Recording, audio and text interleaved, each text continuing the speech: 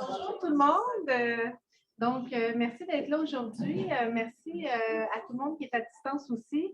Juste préciser aujourd'hui qu'on a un petit problème technique, c'est-à-dire que le son, en fait, pour les personnes qui sont à distance, là, surtout, le son qui vous sera transmis, vous est transmis via la salle.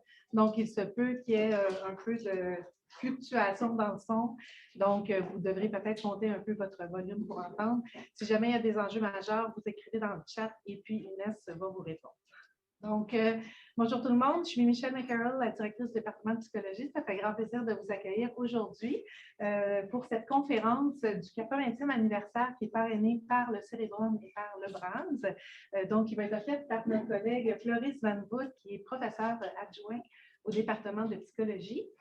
Cette conférence est aussi offerte en marge de la Journée internationale de l'éducation. Et Floris, aujourd'hui, va nous parler de la compréhension du cerveau sensorimoteur du musicien. Alors, merci, Floris, d'être ici. Merci. Merci à tout le monde d'être là et merci aussi à ceux qui nous rejoignent par Zoom.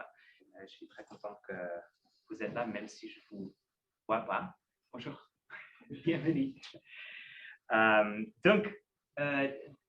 Juste pour dire au début, désolé pour que mes diapositives vont être en anglais. C'est pour des raisons de paresse et de connaissance de français. Vous avez remarqué aussi que je ne suis pas locuteur natif de français, donc je voudrais vous prier de m'excuser pour les manques de compréhension qui résultent de ça. Et je vous invite à juste demander des clarifications si quelque chose n'est pas clair. Donc, les capacités musicales sont parmi les capacités les plus incroyables dont les humains sont capables. On connaît naturellement les grands musiciens et on ne peut que admirer leur capacité et les états émotionnels qu'ils savent évoquer en nous. Et aussi, tous les gens ont des capacités musicales quelconques. Ça peut être perceptive ou des capacités plus actives aussi. Maintenant, je vais m'intéresser dans cette présentation, et vu que c'était aussi la journée de l'éducation, je vais m'intéresser en fait à comment on apprend à jouer d'un instrument de musique. Et je vais prendre une approche plus de l'apprentissage motrice et voir qu'est-ce qu'on peut apprendre sur le système moteur en étudiant des tâches musicales ou des musiciens qui apprennent à jouer de leurs instruments. Et en fait, donc d'un côté, on a des musiciens comme celle-ci qui ont appris pendant de longues heures à jouer de leurs instruments de musique à travers un long processus. Et quand on regarde dans la littérature sur l'apprentissage motrice, en fait, on voit une image très différente de l'étude de l'apprentissage motrice. On voit quelque chose qui ressemble peut-être plus à ça. On voit qu'on pose des cibles spécifiques au système moteur. On peut étudier comment on apprend à faire X. Et on étudie, par exemple, l'effet de donner des renforcements de quelque façon. Et en fait, il n'y a aucune invitation à des choses créatives à se passer dans le processus. Et ça limite les choses qu'on va pouvoir voir dans ce processus. Donc, par exemple, des études typiques, par exemple chez le singe, ils peuvent mettre des singes dans un endroit très restreint et le singe fait des mouvements de bras, par exemple, pour faire bouger un curseur d'une position spécifique à une autre position spécifique. Et c'est tout, en fait. Ça mène donc à une vision de l'apprentissage humain qui nous en fait a déjà montré énormément de choses sur le système moteur. On a pu pendant les décennies passées apprendre énormément de choses sur comment le système moteur fonctionne dans des situations comme ça. Mais en fait, ça a aussi des limites importantes. Par exemple, souvent des tâches qu'on utilise sont des tâches qu'on peut apprendre assez facilement. Donc, on voit des courbes d'apprentissage qui convergent très rapidement vers une performance quasiment parfaite. Et en fait, la majorité de ce qu'on apprend, c'est oublier le prochain jour. C'est comme moi avec mon agenda, mon emploi-temps. On trouve assez peu de généralisation. Donc, en fait, ce qu'on apprend, c'est très spécifique aux tâches dans lesquelles on s'est engagé. Donc, c'est une vision de l'apprentissage motrice comme un phénomène très local, rapide et peu généralisable. Je pense que quand on compare ça avec l'apprentissage qui sous-tend par exemple, apprendre à jouer d'un instrument de musique, j'ai du mal à imaginer que le processus est le même. En fait, on voit que comme chiffre habituel, on dit qu'on a besoin de 10 000 heures d'apprentissage pour savoir vraiment jouer de l'instrument de musique. Et donc, ça demande beaucoup plus d'implication que juste quelques essais d'un jour à l'autre. Et donc, la vision qui sous-tend les études que je vais vous montrer aujourd'hui, c'est l'idée de donner au système moteur une tâche qui soit plus challenging, non? Qui soit un défi plus grand, qui soit un défi plus grand, et on va voir est-ce qu'on peut apprendre de nouvelles choses sur comment le système moteur résout cette tâche. Donc aujourd'hui, je vais essentiellement vous parler de trois volets. Le premier volet, c'est je vais étudier comment on apprend des cartes sensorimotrices. Je vais vous expliquer ce que je veux dire par des cartes sensorimotrices. Et donc, on va voir comment on peut étudier en utilisant un paradigme que j'ai monté. Et on va pouvoir utiliser ce paradigme pour poser des questions sur la base neuronale de cet apprentissage et les bases neurochimiques de cet apprentissage. Et finalement, j'aimerais explorer aussi un peu des questions plus développementales, on pourra dire. Est-ce qu'on peut voir si l'apprentissage de la musique dépend de la phase dans la vie dans laquelle on s'y engage? Voilà, donc, ce programme, on y va tranquillement. Donc, je vais vous présenter un paradigme pour étudier l'apprentissage des cartes sensorimotrices. Qu'est-ce que c'est les cartes sensorimotrices? Essentiellement, les cartes sensorimotrices, c'est les liens que le cerveau apprend pour connecter les mouvements, donc les commandes motrices envoyées par le cerveau au corps, à des effets sensoriels de ces mouvements. Par exemple, quand moi je veux dire « A », c'est mon cerveau, en fait, qui envoie une commande motrice au système vocal et le muscle qui s'active dans un pattern particulier qui fait en sorte que le son qui est généré, c'est le son A. Vous voyez? Et quand je veux dire « et », là, mon cerveau envoie une autre commande motrice qui est de nouveau implémentée par le système vocal et le résultat, c'est le son « et ». Ouais. Et vu que A et E ne sont pas égales, c'est des sons différentes, c'est des commandes motrices aussi différentes que le cerveau doit apprendre. Donc, le cerveau doit apprendre, bon, cette commande motrice quelconque, ça mène à A, et une autre commande motrice, ça mène à E. Ouais.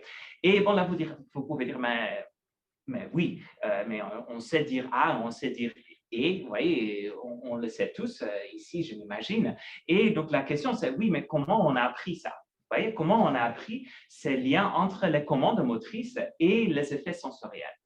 Et ça, c'est une question importante parce que c'est la base de l'apprentissage de la parole. C'est la base de savoir se servir de ce système vocal. Et c'est aussi la base de l'apprentissage d'un instrument de musique, par exemple. Parce que dans l'instrument de musique, on a le même défi, le même problème à résoudre. Quel mouvement faire pour avoir le son que j'aimerais créer pour pouvoir créer cette symphonie de la musique qu'on aimerait avoir. Oui? Donc, c'est en fait un apprentissage qui doit se faire dans plein de différents domaines dans lesquels on exécute des mouvements pour avoir des résultats sensoriels. Donc, comment on apprend ça? En fait, dans la littérature de l'apprentissage motrice, on utilise un paradigme qui s'appelle l'adaptation sensorimotrice. Vous avez peut-être entendu parler de ça. Essentiellement, c'est le processus pendant lequel on adapte nos mouvements à des changements dans l'environnement. Ouais. Donc, vous pouvez y penser, comme par exemple l'adaptation en utilisant des prismes. Je ne sais pas si vous connaissez le truc. C'est en fait récemment, je suis allé grimper avec un ami et il y a, donc les gens, vous voyez, les gens qui sont en bas, pour ne pas regarder en haut tout le temps, ils ont des lunettes avec des prismes. Donc, en fait, ils regardent de droite, mais en fait, ils voient en haut. Vous voyez, c'est pour le prisme. Donc, c'est des prismes qui font ça, c'est super rigolo. Et en fait, c'est un peu marrant parce que j'étais en train de parler avec le mec et je ne savais pas qu'il ne me voyait pas. Vous voyez, parce qu'il regardait droite à moi, je me dis, bah, ouais, mais en fait, il ne me voyait pas. Il voyait la personne en haut plutôt, ce qui était beaucoup plus intéressant pour moi, naturellement. Donc, vous voyez, ça, en fait, pour s'adapter à ça, il faut que le système moteur s'adapte à ça. Vous voyez, parce que si donc on voit dans nos lunettes, en fait, on voit quelque chose droit devant nous et on veut, par exemple, l'attraper. Hein, donc, on a, je sais pas, je veux attraper le truc ici, je le vois droit devant moi, ben, je bouge mon bras pour aller l'échapper. Mais si c'est, en fait, je regarde dans des lunettes de prisme et je vois le truc là devant moi et je vais essayer de le capter, ben, là, je ne vais pas le capter parce qu'en fait, il se trouve en haut. Oui, parce que c'est transformé. Donc, ça, c'est un truc super rigolo. Vous pouvez le faire dans des laboratoires et ça s'appelle donc l'adaptation. Et on trouve que si on met des gens dans des situations comme ça, donc pas forcément avec des vraies lunettes, mais ça peut aussi se faire avec des ordinateurs, par exemple, qui déplacent le champ visuel vers un autre, par exemple, en utilisant une rotation ou quelque chose de ce genre. Ce qu'on trouve, c'est que les gens sont capables à adapter leur mouvement au fil du temps. Oui. Si je parle trop vite, d'ailleurs, n'hésitez pas de m'arrêter parce que quand je m'excite sur une chose, je commence à parler trop vite. Donc, l'idée, c'est que cet apprentissage, ça se passe par un processus de correction d'erreur. OK. Qu'est-ce que c'est la correction d'erreur? L'idée, c'est que, en fait, le système moteur détecte l'erreur dans nos mouvements et il va corriger une proportion de cette erreur. Okay. Qu'est-ce que ça veut dire? Permettez-moi de vous expliquer ça en utilisant l'exemple favori de l'armée américaine. Donc, c'est en 2017, je ne sais pas si vous vous souvenez, il y avait le porte-avions de l'armée américaine qui se trouvait quelque part ici, disons. Et ensuite, il y avait un président à l'époque, je ne me souviens plus c'était qui était un peu fâché contre le président de Corée, un chose comme ça. Et donc, il nous a dit, on va vous envoyer une armada. Donc, il a dit, voilà. Donc, vous voyez, donc, il y avait un trajectoire qui était le résultat ciblé, si vous voulez, ou désiré, au moins selon quelques gens. Et donc, vous voyez, ça, c'était la trajectoire qui était ciblée. Mais en fait, je ne sais pas si vous vous souvenez, mais en fait, le trajectoire réel, c'était un peu différent de ça. Et donc, tout d'un coup, tout cet porte-avions se trouvait dans les Philippines, ce qui était probablement mieux, mais bon, vous voyez, c'est donc la différence entre le résultat ciblé et le résultat actuel. Vous voyez? Et cette différence entre le résultat ciblé et le résultat actuel, en mathématiques, on appelle ça l'erreur. Ouais? Et Trump l'a appelé différemment, mais nous, on appelle ça erreur. Ouais? Et je ne sais pas j'espère qu'il n'y a pas des gens qui votent pour Trump qui sont fâchés, mais bon. Donc, vous voyez, cette erreur-là, donc l'idée, c'est que c'est ça qu'on veut réduire. Et dans le modèle de cet apprentissage par adaptation, en fait, on réduit cette erreur, une proportion de cette erreur. Parce que si on le corrige complètement, on va aussi corriger pour le bruit qui est inhérent dans les systèmes visuels et les systèmes motrices. Ouais?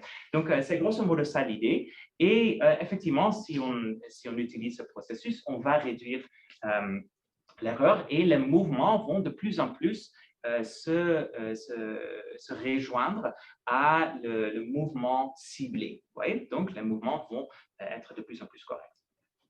Alors, mathématiquement, et ça entre parenthèses, ça c'est le seul équation que je vais vous montrer aujourd'hui. Donc, si vous avez survécu à ça, vous avez fait bien. Donc, mathématiquement, c'est essentiellement ça. C'est le mouvement sur l'essai prochain. C'est le mouvement à l'essai précédent, plus un facteur de correction multiplié par l'erreur. Bon, essentiellement, c'est juste ce que je viens de montrer. Et donc, on a besoin de deux choses. Essentiellement, on a besoin d'informations antérieures, c'est-à-dire des priors, parce que, vous voyez, pour chaque essai, on a besoin de l'information a priori sur le mouvement précédent. Deuxièmement, on a besoin d'une erreur. Vous voyez, on a besoin d'un signal d'erreur pour informer ce processus d'apprentissage. Donc, si on n'a pas de signal d'erreur, on ne devrait pas être capable d'apprendre. Moi, je vais essayer de vous montrer qu'en fait, on peut avoir l'apprentissage motrice sans ces deux conditions-là. Comment? Alors, nous, on a utilisé avec David Ostry à l'Université de McGill, on a monté un paradigme rigolo dans lequel, en fait, les gens ont fait des mouvements de bras en tenant en main un robot de mouvement. C'est encore plus excitant que ça semble. Donc, vous voyez, vous avez ici un bras de robot qui est capable de bouger le bras du participant, mais aussi de mesurer très précisément le mouvement de bras du sujet. Pendant tout ce temps-là, en fait, on présente des sons aux participants avec l'idée de leur faire apprendre le lien entre le mouvement et le son. OK. Donc, pour vous montrer ce paradigme-là, je vais vous montrer en fait, une image capturée en haut sur le plan donc ici, vous voyez le plan horizontal. Et les participants, en fait, commencent au centre de cet espace et ils font des mouvements vers des points situés sur un demi-cercle devant eux, vous voyez, dans l'espace. Donc ici, on voit ça en haut. Les participants eux-mêmes ne voient pas leurs bras, d'ailleurs, c'est vraiment tout dans le noir. Et en fait, chaque position sur le cercle est associée à un son. Je vais vous expliquer cette association plus tard. Pour maintenant, c'est juste important de savoir que de différentes positions sont associées à de différents mouvements. OK.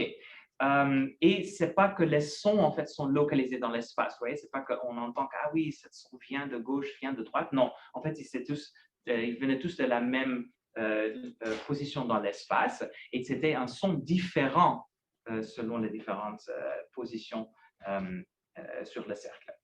Donc, comment ça se passait? J'ai une petite vidéo et j'espère que aussi ceux qui suivent par Internet peuvent entendre les sons. Donc, l'apprentissage de mapping audiomotrice. Donc, en fait, les gens sont capables ils font des mouvements de la position centrale vers des points sur le cercle. Donc, ici, par exemple, je vais juste faire le replay. Donc, cette personne commence un mouvement vers cette position vers la gauche. Une fois qu'il est arrivé, il arrive un son qui maintenant n'arrive pas. Donc là, on avait un son. Je ne sais pas. Alors, c'est peut-être pas super important. OK, je vais juste. Peut-être ceux par le Zoom entendent ce son et nous, non. Donc, vous pouvez imaginer qu'à ce point-là, donc, il y avait un son, un peu quelque chose qui sortait comme ça. Et le participant retourne au centre et peuvent maintenant bouger vers un autre son. Ici, par exemple, et obtient un autre son. Oui. Maintenant, pour rendre ça un peu plus intéressant, en fait, on va donner des sons cibles aux participants. Oui. Donc, on leur dit, OK, maintenant c'est bon, on va vous demander de créer ce son-là. OK. Et maintenant, le sujet dit, comment? Et vous dites, c'est à vous, en fait, de trouver comment faire. Donc, le participant obtient un son cible, et il obtient un son cible, par exemple. Oui. Voilà, je vais peut-être faire des cours de chant pour faire des meilleurs. Mais voilà, c'est comme ça. Et donc après, il retourne vers le centre. Et là, en fait, le participant retrouve devant un problème assez intéressant. C'est qu'est-ce qu'on peut changer dans le mouvement maintenant qu'on a entendu que le son cible n'était pas le son de feedback. En fait, quand on n'a aucune autre information, on ne devrait pas être capable de savoir qu'est-ce qu'on doit changer dans le mouvement pour le rendre plus proche au son cible. Ouais. Donc, en fait, l'apprentissage classique en utilisant le modèle de correction d'erreur ne devrait pas fonctionner ici dans cette situation. Et en fait, on va le rendre encore pire pour les participants. En fait, pour le prochain mouvement, on va leur donner un autre cible. Vous voyez? Donc, maintenant, ils reçoivent un autre cible et on leur demande d'aller faire ce son-là. Donc, ils font ceci et ils obtiennent, par exemple, le purr et pas non plus correct, par exemple. Et parfois aussi, peut-être on leur donne un cible et ils font c'était assez proche, ouais. Et donc, ainsi de suite, on leur donne un cible, son feedback. Et avant que je perde ma voix, je vais arrêter de vous donner des exemples comme ça. Donc, grosso modo, c'était ça le paradigme de l'apprentissage de audiomotrice, disons. Donc, le sujet se trouve devant un problème d'apprentissage assez intéressant, surtout aux premiers essais. Donc, imaginez-vous qu'on a fait un mouvement et on se rend compte que le son de retour n'est pas égal au son de cible. En fait, à ce moment-là, on n'a pas d'autres informations qu'on pourrait utiliser pour améliorer notre mouvement. Donc, qu'est-ce qu'on fait? Essentiellement, on doit explorer. Oui. Et en plus, le fait que le son cible est différent à chaque essai, ça devrait aussi empêcher d'utiliser le correction d'erreur parce que le correction d'erreur corrige des mouvements vers la même cible. Oui. Donc, en fait, quand on a pensé de cette idée-là dans notre fauteuil, on a pensé que quasiment ça ne devrait pas être quelque chose qu'on pourrait apprendre. Mais en fait, les participants nous ont surpris. Voici, ici vous ne voyez encore rien, c'est parce que je vais vous expliquer les axes d'avant. Hein. Donc, ici, les courbes d'apprentissage. Donc, ici, le horizontal, c'est le temps, donc l'essai dans le temps. C'est sur une seule session d'environ 45 minutes. Et sur l'axe vertical, je plotte l'erreur, c'est-à-dire la différence entre le son cible ou la position correspondant au son cible et la position vers laquelle le participant a bougé. Et ce qu'on trouve, c'est que effectivement, cette erreur diminue au cours du temps. Donc, en fait, les participants ont été montrés capables d'apprendre des nouveaux cartes sensorimotrices de cette façon-là. Et on a trouvé que vers la fin de la première journée, il y avait encore des erreurs quand même considérables. Oui?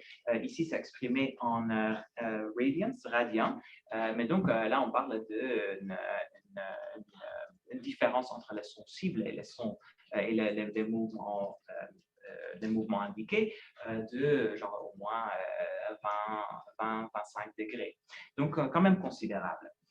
C'est pour ça qu'en fait, on a testé les gens au cours de un mois environ, juste 3 personnes parce que c'était quand même un travail considérable. Donc, ils sont revenus pendant un mois de faire cet apprentissage dans le laboratoire. Et ce qu'on a trouvé, c'est qu'effectivement, leur apprentissage continuait au cours du temps et continuait à s'améliorer au fil du temps. D'ailleurs, si vous avez des questions, n'hésitez pas de m'interrompre parce que voilà, ça me gêne peu. Donc, ça nous a persuadé que c'était effectivement un paradigme intéressant parce que ça montrait l'apprentissage dans des conditions intéressantes et ça montrait aussi une potentialité de continuer à apprendre à devenir plus précis, même au fil d'une exposition quand même considérable pendant un mois. Donc, juste quelques mots par rapport à que sont ces sons, parce que je n'ai pas à vous expliquer qu'est-ce que c'était. En fait, c'était des sons qui, vous n'avez pas entendu, mais si vous l'auriez entendu, vous auriez entendu, en fait, 3 sons purs, c'est-à-dire des ondes de sinus, qui sont présentés tous ensemble et ils font un type d'accord musical. Donc, les 3 sons ensemble sont genre combinés dans un percept unique. Et la fréquence de ces sons varie systématiquement selon la position sur le cercle. Ouais. Donc, et ça, c'était défini de cette façon-là. Donc, la position ici, c'était mappé vers cette configuration de fréquence. Donc, vous voyez que la première fréquence ne changeait pas. La deuxième fréquence, en fait, diminuait la fréquence quand on bougeait de la gauche vers la droite, et l'autre augmentait. Ça faisait en fait que la hauteur moyenne de tous ces trois était constante sur l'espace, parce qu'un augmentait et un autre diminuait. Donc, ça faisait un mapping, une carte sensorimotrice non triviale, parce qu'on sait de la condition musicale que les gens ont déjà des informations prérequises sur les mappings, sur la hauteur vers l'espace. Donc, ce n'est pas ça qui était en jeu ici. Et les sons n'étaient pas localisés dans l'espace, comme j'ai déjà expliqué. Donc, une première question qui nous a intéressés, OK, mais donc, on a voulu créer cette tâche pour éviter que les gens aient des informations prérequises, mais est-ce que c'est quand même possible qu'ils en avaient? Pour en fait investiguer ça, on avait fait le raisonnement suivant. Si donc si les gens ont des informations prérequises sur comment les sons sont associés à l'espace, alors ils devraient faire des mouvements similaires vers des sons similaires, si vous voyez ce que je veux dire. Et donc, ce qu'on a fait, c'est qu'en fait, on a fait un ensemble des sons qui est partagé uniformément dans l'espace, indiqué avec les flèches ici. Et donc, je vais juste les nommer de 0 jusqu'à 9. Et on a regardé, est-ce qu'on a présenté tous ces mouvements deux fois, en fait. Donc, une première fois, on montre ces sons-là dans un ordre aléatoire, et on demandait aux participants de bouger vers la position où ils pensaient que ce son devrait se localiser dans l'espace. Et on présentait tous ces sons de cette façon-là, et ensuite, une deuxième fois, on présentait les mêmes sons. Et donc, ensuite, on regarde la différence dans les mouvements. Donc, c'est-à-dire, si ça, c'est un mouvement, par exemple, vers le centre, du centre vers un point sur le cercle, et on a un deuxième mouvement, on peut tout simplement quantifier la différence entre ces deux mouvements comme la distance entre les points finaux de ce mouvement. Donc, très simple, ça nous a permis d'avoir donc une métrique de différence, et on peut créer une tabelle, si vous voulez, où sur le X, vous avez la première présentation du son, et sur l'Y, la deuxième présentation du son, et chaque cellule correspond à la différence entre les deux mouvements correspondant à ces deux sons, si vous voyez ce que je veux dire. Donc ici, par exemple, cette cellule-là, ça pourrait être le mouvement la différence entre les mouvements vers le deuxième son et le quatrième son, par exemple. Oui? Et des éléments diagonales correspondent donc à des mouvements vers le même son présenté la première fois et la deuxième fois. Vous voyez ce que je veux dire? Donc maintenant, on peut créer des hypothèses en fait sur le comportement des participants. Donc, si les participants ont des informations prérequises, comme par exemple une carte sensorimotrice préacquise qui pourrait être arbitraire, mais quand même préacquis, il se devrait que les mouvements vers les mêmes cibles devraient être plus similaires les unes à les autres que deux mouvements vers des cibles différentes. Autrement dit, on devrait avoir un pattern d'une matrice diagonale ici, ou quelque chose qui ressemble à ça. Si par contre les gens n'ont pas d'informations prérequises, on s'attend qu'en fait, on retrouve une matrice avec une distribution plus uniforme des distances entre les mouvements. Donc, en particulier, pas de structure diagonale. Qu'est-ce qu'on trouvait? En fait, non, pas de structure dans cette matrice. On ne voit pas de diagonale apparaître. Ici, la couleur indique la différence entre les deux mouvements. Donc, on ne voit pas d'évidence pour une carte préacquise. OK, mais ça, c'était avant l'expérience. après l'apprentissage, est-ce qu'en fait, on trouve cette pattern qu'on pense de trouver? Oui, en fait, ça se trouve maintenant après l'apprentissage. Vous voyez très clairement apparaître une structure dans laquelle des mouvements vers des sons similaires sont eux-mêmes plus similaires. Et ça peut se quantifier aussi avec la comparaison des éléments diagonaux de cette matrice vers des éléments non diagonaux. Et on trouve donc que cette structure n'existe pas avant et existe après l'apprentissage. Donc, je vous ai présenté donc un paradigme pour étudier l'apprentissage des cartes sensorimotrices, en particulier en créant des liens entre le mouvement et le son. Et on a montré que cet apprentissage, effectivement, est difficile, mais réaliste, c'est faisable. Et c'est un apprentissage qui ne part pas des informations prérequises. Oui, mais est-ce que les participants utilisent des cibles comme on aurait prédit à partir de l'apprentissage de l'adaptation? Donc, pour étudier ça, en fait, on a fait la chose la plus banale possible. C'était on s'amusait bien à faire des choses banales. En fait, on a tout simplement contrasté des gens qui ont fait cet apprentissage avec cible, comme je vous ai montré avant, et un deuxième groupe qui a été exposé aux exactement les mêmes stimuli, mais sans des sons cibles. Ouais? Donc, à chaque fois, on leur demandait, vous bougez vers où vous voulez, c'est complètement libre. Donc, c'est vraiment un apprentissage par exploration. Et on leur a testé avant et après cet apprentissage avec des sons cibles, mais sans retour. Donc, ça ne leur a pas permis d'apprendre à partir de ces sons cibles. Et donc, qu'est-ce qu'on a trouvé quand on a quantifié la quantité de l'apprentissage? C'est que la vaste majorité de l'apprentissage était présente aussi dans cette condition sensible. C'est-à-dire que c'est peu probable que les gens utilisaient des cibles pour leur apprentissage. Probablement, ils utilisaient des autres processus pour apprendre les correspondances entre les mouvements et les sons. Ensuite, on s'est amusé aussi à voir mais quel type de carte est-ce qu'on peut apprendre? Parce qu'on pensait que probablement des correspondances plus compliquées entre les mouvements et les sons sont plus difficiles à apprendre. Et en fait, on a créé par exemple des cartes. Je vais juste sauter un peu les détails puisque c'est moins intéressant pour ici. Mais essentiellement, l'idée, c'était qu'on créait des cartes dans lesquelles la correspondance entre les sons et les mouvements était non homomorphe, ce qui était une propriété mathématique des cartes, qui fait que ici on a créé des mappings dans lesquels deux mouvements très similaires peuvent quand même avoir deux sons très différents. Ouais. Et donc, on avait hypothétisé que c'était difficile à apprendre.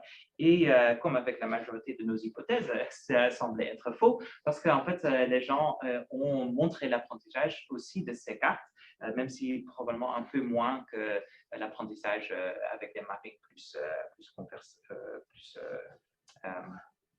habituels, plus conventionnels. Donc, on a vu que avec ce paradigme, on peut donc étudier l'apprentissage des cartes sensorimotrices et cet apprentissage peut se faire aussi sensible et même avec des cartes assez étonnantes en termes de complexité. Et donc, vu que cet apprentissage se passe sensible, on y pense comme un processus d'exploration plus qu'un apprentissage par correction des erreurs. Donc, la deuxième partie de cette présentation, j'aimerais me focaliser sur les bases neuronales et en particulier les bases neurochimiques de cet apprentissage, puisque donc, on a identifié que c'est un paradigme qui permet d'étudier l'apprentissage. Mais comment le cerveau fait cet apprentissage? Et en fait, on s'est intéressé aux mécanismes sous-jacents. Donc, dans l'apprentissage, on a essentiellement les la théorie sur l'apprentissage postule que l'apprentissage est permis par un type d'interaction entre des processus excitatoires et inhibitoires. Donc, le processus d'excitation est essentiellement guidé par le glutamate et le processus inhibitoire dominé par le GABA. Donc, le GABA, c'est le gamma-aminobutyrique, l'acide aminobutyrique, et voici la structure chimique. Et c'est un neurotransmetteur essentiellement inhibitoire, prédominamment inhibitoire. Vous pouvez l'apprendre aussi, comme par exemple en tant que supplément de nourriture alimentaire, mais c'est un peu douteux parce que on n'a pas d'évidence que le GABA peut traverser la barrière entre le sang et le cerveau. Mais voilà, si ça vous amuse, je ne vous empêche pas de vous en servir. Donc, l'idée, en fait, derrière ça, c'est encore un peu compris, mais globalement, on pense à des modèles un peu comme celle-ci. Donc, ici, vous voyez un ensemble de neurones et vous voyez des neurones pyramidales, que vous connaissez peut-être pour manuel, qui sont essentiellement glutamatergiques et qui interagissent avec des interneurones qui sont inhibitoires et qui utilisent le GABA-ergique. L'idée, c'est d'étudier comment cette activité excitatoire, donc excitatory, et inhibitoire varie au cours de différentes stimulation aux différentes tâches. Donc, par exemple, on peut y penser comme quand il n'y a pas de stimulation, qu'il y a une certaine homéostase entre ces processus qui peut être représenté par une certaine balance, un certain équilibre entre le processus d'excitation essentiellement implémenté par le glutamate et les processus inhibitoires de GABA. Quand on présente un stimulus, l'idée c'est qu'on peut avoir plus d'activités excitatrices synaptiques, ici représentées par des petits plus, et ça fait en sorte qu'on a un petit mouvement vers des processus une plus grande composante excitatoire que inhibitoire. Donc, en particulier ici, c'est le côté inhibitoire de GABA qui nous intéresse, puisque ça, c'est, en fait, il y a deux grandes écoles de pensée sur le rôle de GABA dans l'apprentissage. Désolé si vous connaissez déjà tout ça, mais je vais quand même vous présenter. En fait, il y a une première idée sur le rôle de GABA dans l'apprentissage, qui est que en fait, le GABA va diminuer au cours de l'apprentissage pour permettre la plasticité et permettre l'apprentissage. Voyez? Donc, quand vous avez moins de GABA, vous avez, si je simplifie un peu, vous avez moins de GABA, moins d'inhibition, donc plus de capacité pour le circuit neuronal d'apprendre à recevoir de nouvelles informations.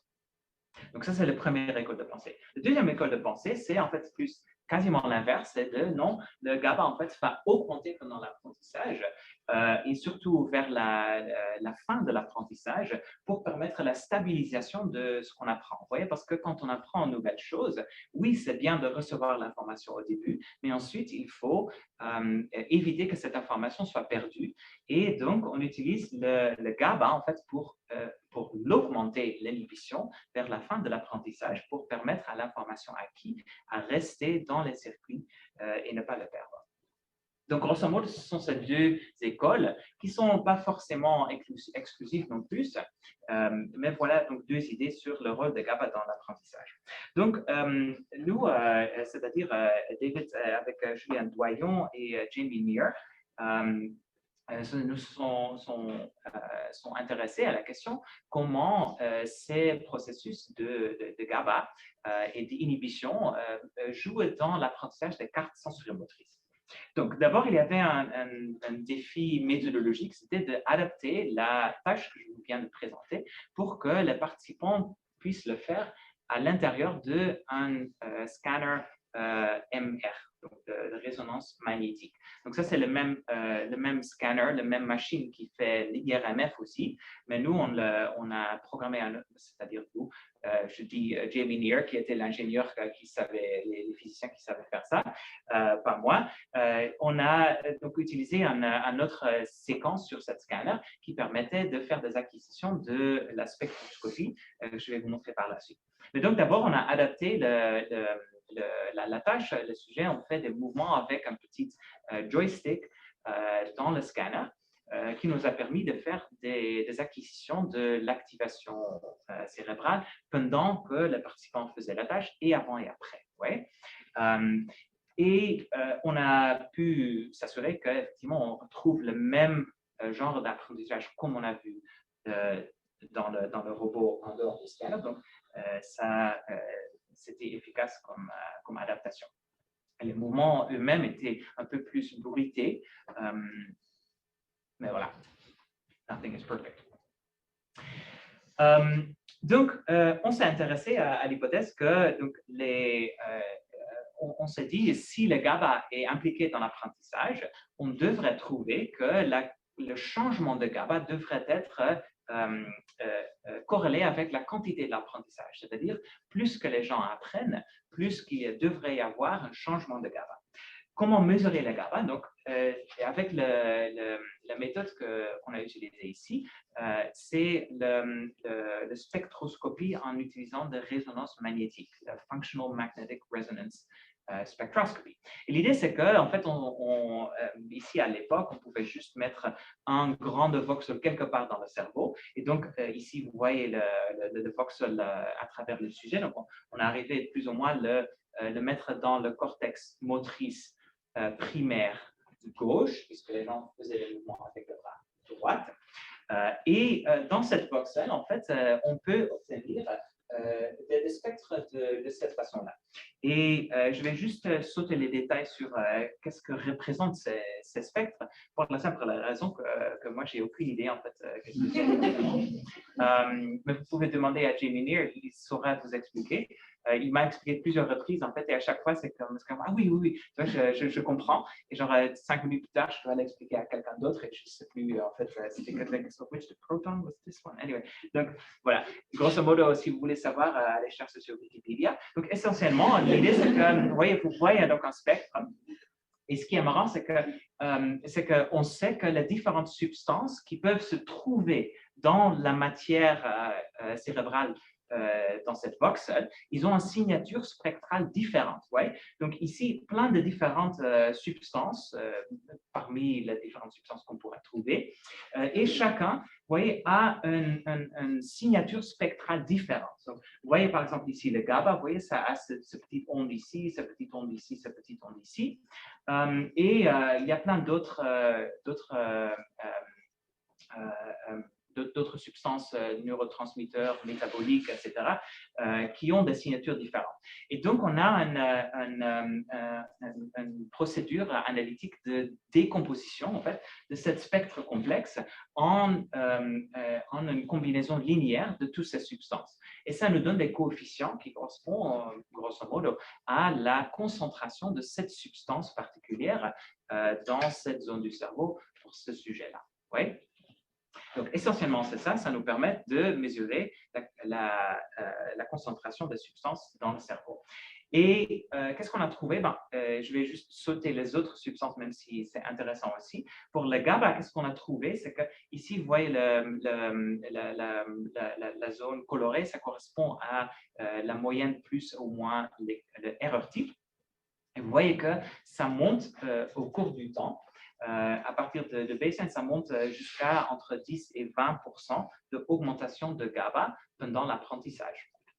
Donc, ça, c'était une première chose, mais ça ne nous garantit pas que le GABA est impliqué dans l'apprentissage, parce que ça pourrait juste être lié, par exemple, à l'exécution de mouvements ou des autres choses.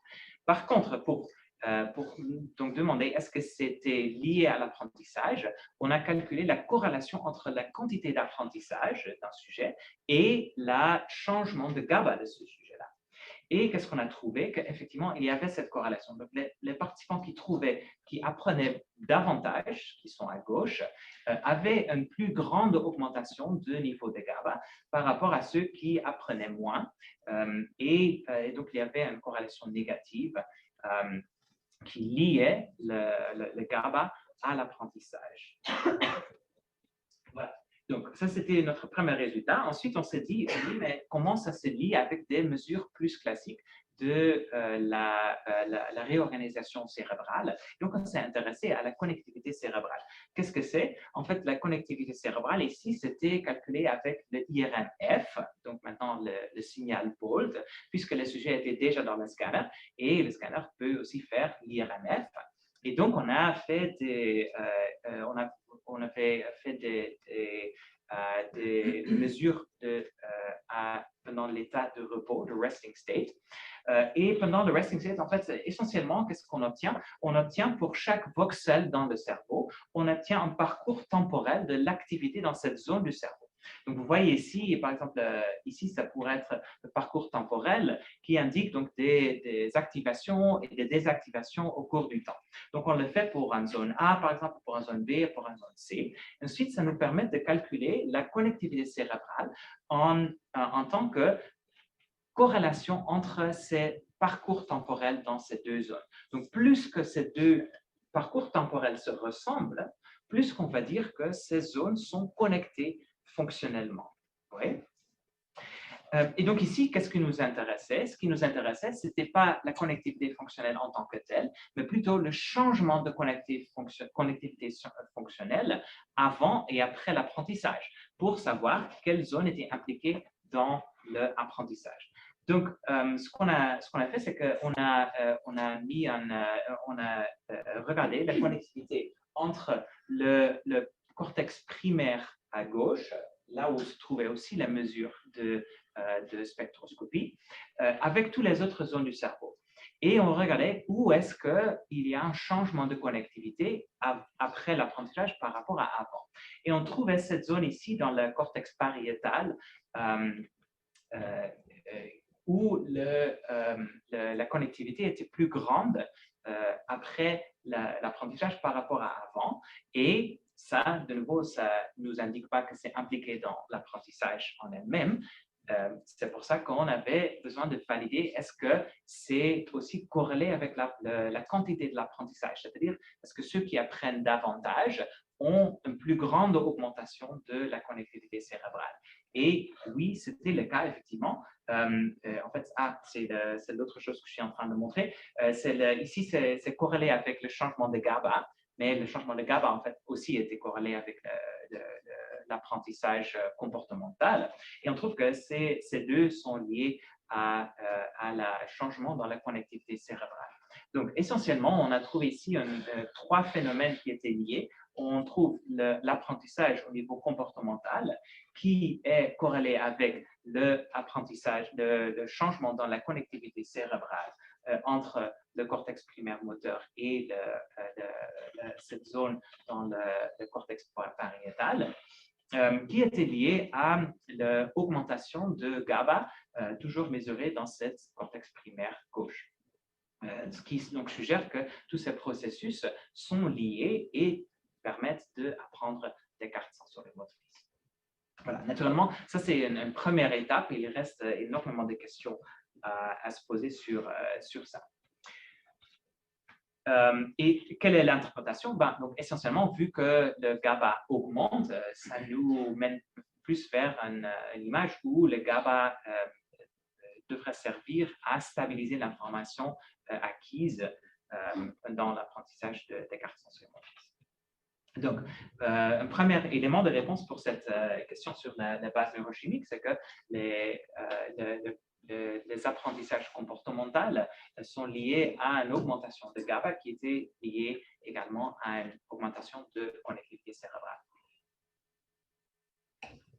Alors, donc, une critique qu'on a souvent entendue quand on a présenté ces travaux-là, c'est que oui, mais en fait, là, vous étudiez des adultes et typiquement, ce type d'apprentissage des cartes sensorimotrices, c'est plus quelque chose qui se fait lors de l'enfance. Par exemple, le système vocal l'apprentissage lié à ce système est pensé de se passer pendant la première année de vie à travers un processus d'exploration.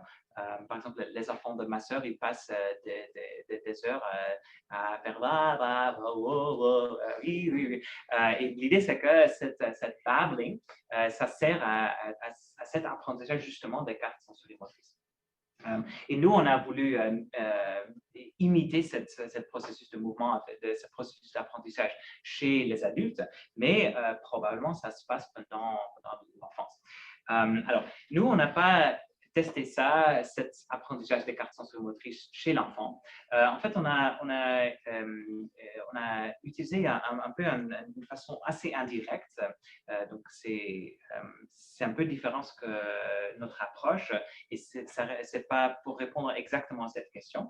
Mais en fait, ça nous a intéressé comment cet apprentissage cet apprentissage pour la musique peut varier selon la phase dans notre vie.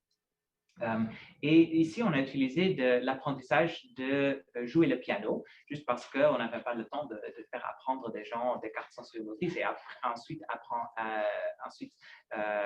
attendre des décennies pour qu'ils sont plus âgés que 18 ans pour qu'on puisse avoir l'approbation éthique pour les tester. Voilà. Donc on a fait la flemme.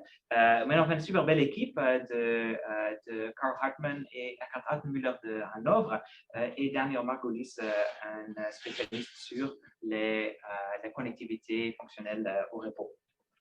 Et donc nous, on s'intéressait à l'idée que l'apprentissage, en particulier la musique, peut varier, peut avoir des effets différents selon des différents moments dans notre vie. Donc ça, c'est l'idée des périodes sensibles, des sensitive or critical periods. Donc l'idée, c'est que, oui, naturellement, on peut apprendre des tâches sensorimotrices pendant toute notre vie, ça c'est bien évident, mais l'idée c'est que l'apprentissage est plus efficace ou plus forte pendant certaines périodes, souvent plus tôt dans la vie.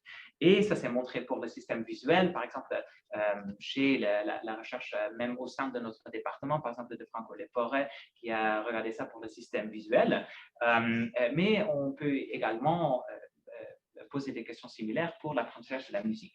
Donc, l'idée, c'est que quand on apprend plus tôt dans notre vie, dans des périodes sensibles comme ça, on peut obtenir de plus grandes expertises pour la même quantité d'apprentissage. Ouais? Donc, la même quantité d'heures passées à l'instrument donne une plus grande expertise qui est reflétée aussi dans un plus grand impact sur la structure et la fonction du cerveau. Et ça a été déjà montré lors de nombreuses études, en particulier ici à Montréal. On a une équipe très forte qui travaille là-dessus, dirigée par Virginia Pennieux. Et de super belles études, comme par exemple celle-ci, un grand classique qui montrait que la connectivité de corpus callosum qui connecte les deux hémisphères, c'était beaucoup plus prononcé pour ceux qui apprenaient à jouer d'un instrument de musique dans leur enfance tôt que ceux qui apprenaient la même chose, mais plus tard dans la vie. Ce qui est moins clair, c'est quel est l'impact de tout ça, de cet apprentissage tôt ou tard sur les réseaux fonctionnels de notre cerveau. Donc, d'où notre étude. Donc, nous, on s'est intéressé aussi à cet apprentissage tôt dans la vie ou tard dans la vie. Donc, on a recruté un échantillon des pianistes dont 21 étaient formés tôt, c'est-à-dire avant l'âge de 7 ans. Je ne sais pas vous, mais moi, à l'âge de 7 ans, je ne savais même pas que ça existait, des instruments de musique. Mais eux, ils étaient déjà en train de devenir des Mozart. Et 15 appris tard, donc après l'âge de 7 ans. Et on avait un groupe de contrôle aussi des non-musiciens. Et tout ça, c'était équilibré, balancé pour le genre, pour le sexe, etc., pour l'âge. Et en particulier, c'est important aussi pour le nombre cumulatif des heures passées avec l'instrument. Parce que, vous voyez, il faut découpler ces deux processus. Et donc, on s'est intéressé, OK, donc, quel est l'effet de cet apprentissage tôt ou tard à l'expertise de ces pianistes. Et donc, on a mesuré les pianistes en utilisant une tâche comportementale de jouer des gammes, en fait. Donc, et ce qu'on trouve, c'est que les pianistes ne sont jamais exactement réguliers dans le temps. En fait, il y a des petites déviations. Et pour certains pianistes, ces déviations sont plus grandes, pour d'autres, sont plus petites. Et donc, on va considérer que ceux qui ont donc plus de meilleure qualité de contrôle moteur sur l'instrument, ils sont capables à à jouer des gammes avec plus de régularité. Donc, on regardait la variation essentiellement dans le temps. Et ça a été ce lien entre l'apprentissage tôt et tard et l'expertise était déjà montré en fait sur des différentes études avec des différentes tâches aussi. Et avec nous, on s'intéressait à la connectivité cérébrale, donc de nouveau avec la mesure que je viens d'énoncer, et comment ça se lie avec l'apprentissage tôt ou tard. Et en fait, ici, on s'est focalisé sur juste une structure essentielle comme la base de tout, qui est le striatum, donc dans les ganglions de la base. C'est une structure en fait assez bien placée pour cette histoire. C'est une structure qui se trouve donc à l'intérieur du cerveau, vraiment dans des parties plus anciennes de notre cerveau. L'idée, c'est que lors du développement de notre cours de vie, qu'il y a un processus de pruning de connectivité. Donc, l'idée, c'est que cette structure-là, c'est au début de vie, c'est connecté avec plein de différentes zones dans le cerveau. Donc, c'est hyper connecté. Et au cours du temps, cette connectivité diminue. Donc, c'est une zone qui a beaucoup de changements de plasticité, de changements de pattern de connectivité au cours de vie. Donc, ça, c'est un premier élément. Un deuxième élément, c'est que cette zone a déjà été impliquée dans la précision de contrôle moteur mesurée chez des musiciens et vous le devinez avec la même mesure de régularité temporelle lors de jeux de gamme. Donc, on trouvait qu'au niveau structurel, cette zone-là était impliquée dans cette tâche. Donc, nous, on voulait un peu connecter toutes ces flèches-là.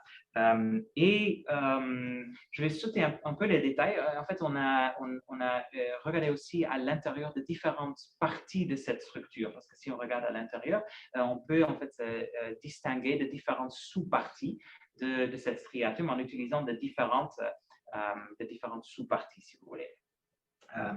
Pour l'histoire d'aujourd'hui, ce n'est pas super compliqué, mais je peux donner un peu plus de détails si vous voulez. Grosso modo, les différentes parties de cette structure ont des patterns différents avec le reste du cerveau. Et voici le résultat. Beaucoup d'informations. N'ayez pas peur. En fait, c'est juste pour vous donner une idée globale. En fait, ici, c'est les différentes sous-parties de cette zone. Et les colonnes sont les pianistes qui sont formés tôt, qui sont formés tard ou qui sont ne pas formés, qui sont donc des non-musiciens. Et qu'est-ce que je veux que vous retenez de cette image? En fait, tout simplement qu'on voit beaucoup plus de rouge ici chez les musiciens tôt que chez les musiciens tard et encore moins dans les non-musiciens. Naturellement, pour le cadre de cette étude, on a voulu exploiter cette information de façon un peu plus systématique. Donc, en fait, on s'est posé la question. En fait, on a hypothisé qu'il devrait y avoir quelques patterns de changement de connectivité qui sont présentes chez les musiciens, peu importe s'ils ont commencé tôt ou tard dans la vie. Donc, un type de pattern de connectivité lié tout simplement à l'apprentissage musical, peu importe quand dans la vie ça se passe. Et un deuxième ensemble de connexions qui sont spécifiques à ceux qui ont commencé à apprendre leur instrument plus tôt. Vous voyez? Donc, effectivement, quand on utilise un modèle de régression assez simpliste, en fait, pour analyser ces données, c'est exactement ce qu'on trouve. On trouve un pattern de connectivité qui est essentiellement des connectivités de striatum vers des différentes zones distribuées dans le cerveau, dans le lobe occipital et même frontal et voilà, de différentes zones, en fait, qui ont la connectivité. Ici, vous voyez la connectivité fonctionnelle sur l'horizontale pour les participants qui ont commencé tôt, tard ou les non-musiciens. Et on voit que donc les participants tôt et tard, eux, tous les deux trouvent cette même pattern d'augmentation de connectivité fonctionnelle. Et en fait, pour les non-musiciens, il y a sur le niveau de groupe, il n'y a pas vraiment de connectivité sur le niveau de groupe. Et deuxièmement, on voit que cette connectivité n'est pas très liée à l'expertise motrice. Donc, si on trouve la corrélation entre la connectivité cérébrale et l'expertise, on n'a pas beaucoup de liens entre ces deux. Donc, on trouve une augmentation de connectivité chez les musiciens par rapport au contrôle, mais pas de différence entre le tôt et tard, et pas de connexion, pas beaucoup de corrélation avec l'expertise musicale. Donc ça, c'est le premier pattern de résultat. Donc l'effet, si vous voulez, de l'apprentissage d'un instrument de musique, le piano, peu importe quand dans la vie cet apprentissage se fait. Le deuxième facteur qui est issu de ce modèle, c'était les patterns de connectivité spécifiques à ceux qui ont commencé leur apprentissage tôt dans la vie. Et là, on trouve en fait tout un autre pattern qui est essentiellement déconnecté de striatum vers les cortex moteurs primaires et sensoriels primaires. Primary motor, primary sensory.